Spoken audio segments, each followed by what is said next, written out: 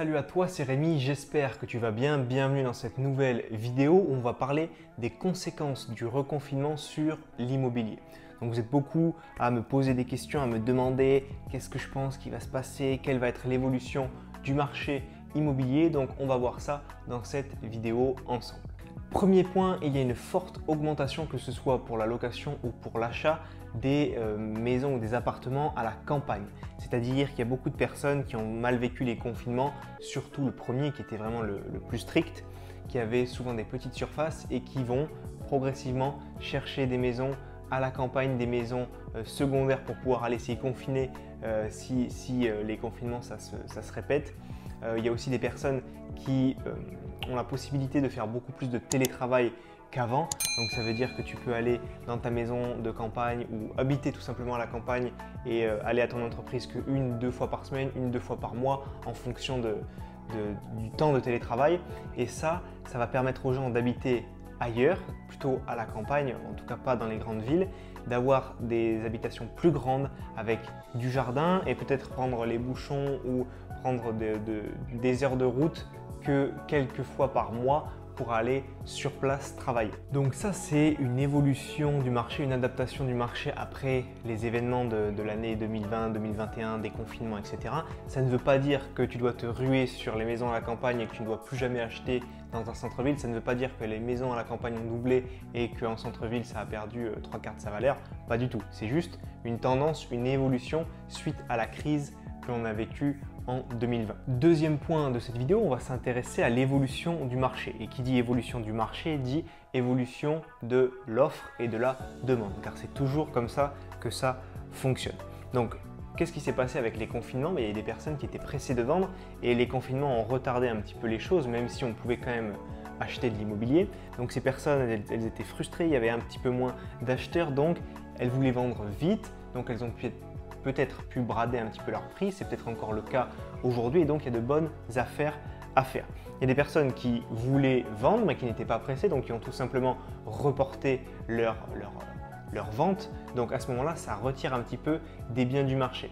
Derrière, tu as aussi une évolution, c'est les nouveaux investisseurs qui n'investissaient pas forcément en immobilier et qui, suite au confinement, suite à la crise, ont investi dans l'immobilier. Exemple basique, des investisseurs qui étaient 100% bourse ont vu leurs actions perdre 1/3 de la valeur en une journée. Et donc, quand ça se passe comme ça, tu réfléchis à diversifier un petit peu ton patrimoine et ton portefeuille. Donc, ces personnes-là, elles se sont dirigées vers l'immobilier qui ne peut pas perdre 1/3 de sa valeur en une journée. Ça ne veut pas dire que l'immobilier, ça ne perdra jamais de valeur. Ça peut arriver. C'est quand même en augmentation assez constante depuis de nombreuses années. Mais en tout cas, ça ne peut pas perdre aussi vite que la bourse, donc ça fait de nouveaux investisseurs sur le marché. Donc on entend souvent parler de krach immobilier, de crise immobilière pour faire un peu de buzz, faire un peu de vues, faire un peu de vente, écrire des articles, etc. Mais au final, il n'y a pas eu de baisse de prix spectaculaire, il n'y a pas eu de krach immobilier, pas un effondrement de la demande et une explosion des offres, c'est simplement des évolutions de marché.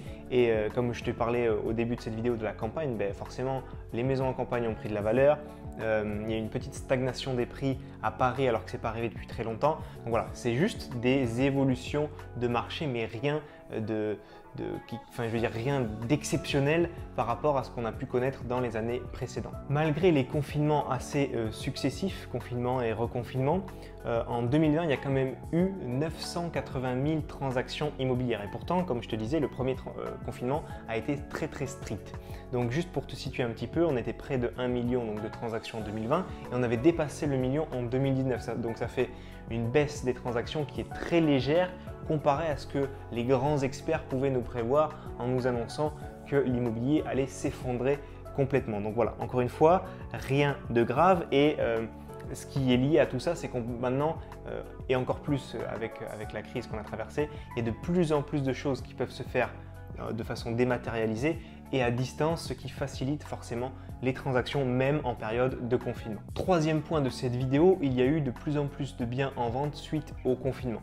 La première raison, c'est le nombre de divorces qui a explosé avec les confinements tout simplement. J'avais vu une étude du cabinet d'avocats Stewarts en Angleterre qui avait montré qu'entre juillet et octobre 2020, il y avait eu une augmentation de 122% des divorces au Royaume-Uni. Donc c'est énorme et il faut bien que tu dises une petite statistique aussi qui est très simple, c'est que dans un cas sur deux, quand il y a un divorce, le bien part à la vente. C'est-à-dire qu'il n'y a aucun des deux conjoints ou mari et femme qui récupère l'appartement ou la maison. Il est tout simplement vendu dans un cas sur deux. Pardon.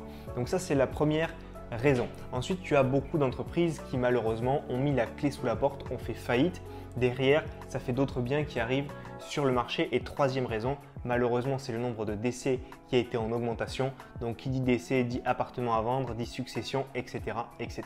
En plus de ces 3 points, je vais te donner mon ressenti par rapport justement à cette période, par rapport à l'immobilier et aux différents confinements et reconfinements. Ce qu'il faut te dire, c'est que comme dans toute crise, il y aura des opportunités et des risques plutôt, si tu veux, ou des gagnants et des perdants.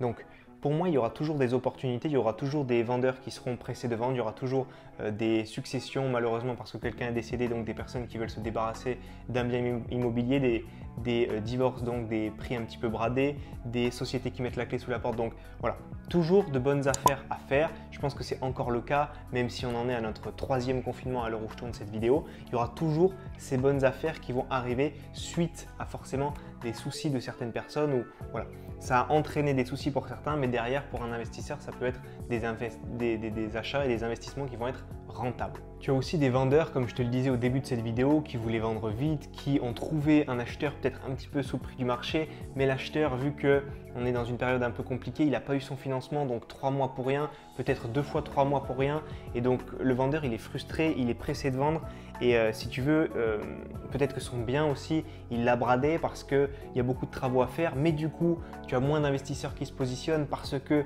c'est plus risqué, donc derrière, tu vois, c'est un petit peu comme ça que tu vas aller chercher de très bonnes affaires, hein, même s'il n'y a pas forcément derrière un décès, une entreprise qui met la clé sur la porte, parce que forcément on ne le souhaite pas tout ça.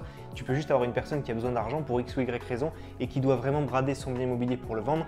Derrière, toi, si tu arrives à bien présenter ton dossier, à avoir ton financement, faire de bons travaux, de bonnes rénovations, c'est là, c'est sur ces affaires-là que tu feras de bonnes affaires qui vont dégager du gros cash flow tout simplement. Il y a toujours de bonnes affaires à faire, bien entendu, il faut rester attentif et méthodique.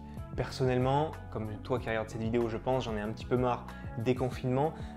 Le seul truc, c'est que, en tout cas pour l'immobilier, c'était quelque chose de bien, c'était quelque chose qui pouvait t'apporter de bonnes affaires. Donc, à titre personnel, j'ai envie que ça s'arrête, j'ai envie qu'on soit tranquille, qu'on soit débarrassé de ce Covid.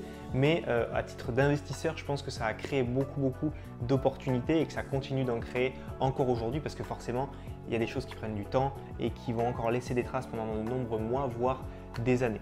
Donc, il faut savoir reconnaître ces opportunités, bien faire tes calculs et les saisir et ne pas laisser de bonnes affaires te passer entre les doigts tout simplement. Nous arrivons maintenant à la fin de cette vidéo, j'espère qu'elle t'a plu. Si c'est le cas, pense à la liker en bas de cette vidéo. Dis-moi dans les commentaires si tu as su saisir ta chance et saisir des opportunités pendant ces différents confinements, pendant cette année 2020 et début 2021 assez compliquée. Dis-le moi dans les commentaires, je serai heureux de te lire et de te répondre. Si tu veux en savoir plus sur l'investissement immobilier, n'oublie pas de t'abonner à ma chaîne, c'est complètement gratuit et ça fera connaître mon travail au plus de monde. D'ailleurs, il y a à peu près entre 70 et 80% des personnes qui regardent mes vidéos qui ne sont pas abonnées à ma chaîne, donc allez-y, c'est gratuit.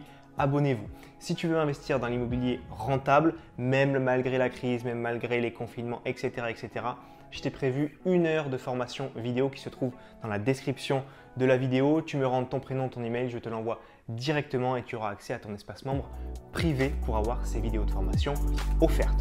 On se retrouve de l'autre côté dans ton espace de formation privé. C'était Rémi, à très vite.